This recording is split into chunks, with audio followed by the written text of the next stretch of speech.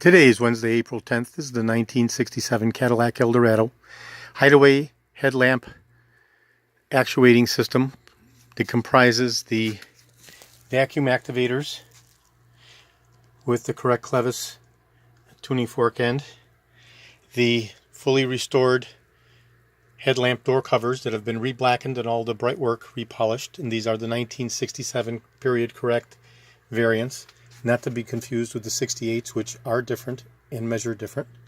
It also includes the brushed aluminum headlamp bezels and the headlight bulb buckets. So this is both the right hand and left hand system. This will be going to my friend Jerry Godloff in Russia, and as soon as I get his okay to ship reply confirmation, everything will be packaged up and shipped out to him.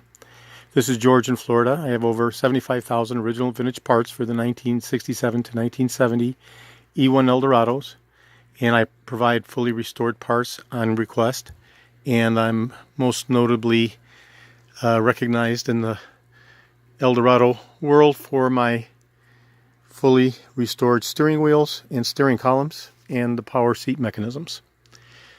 This is George in Florida. Today is April 10th. Thank you very kindly.